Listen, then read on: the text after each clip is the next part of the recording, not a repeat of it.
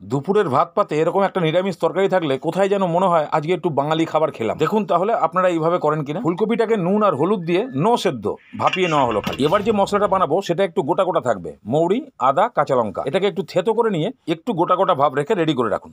এবার কড়াইতে তেল গরম করে ভাপা ফুলকপিগুলোকে লাল লাল করে ভেজে তুলে নিতে হবে। এবার ঠিক একইভাবে নতুন আলুগুলোকেও ভেজে নিতে হবে। আলু ফুলকপি ভেজে নেবার পর ওই তেলের মধ্যেই দুটো তেজপাতা, জিরে, শুকনো লঙ্কার দুটো এলাচ দিয়ে হালকা ভেজে নিয়েই তারপরে আদা, কাঁচা লঙ্কা বাটা এটাকে একটু ভালো মতন ভেজে নিতে হবে। তারপরে এই টমেটো দিয়ে হালকা নাড়িয়ে চাড়িয়েই মটরশুঁটি দিয়ে দিন। এটাকেও একটু নাড়িয়ে চাড়িয়ে নিন। এবার একটা মশলা বানান। হলুদ গুঁড়ো, নুন, লঙ্কার গুঁড়ো, জিরের গুঁড়ো আর কাশ্মীরি লঙ্কার গুঁড়ো আর জল দিয়ে ভালো করে গুলিয়ে নিন। গুলিয়েই কড়াইতে ঢেলে দিন। ভালো করে কষতে থাকুন। সামান্য সামান্য জল দিয়ে কষান।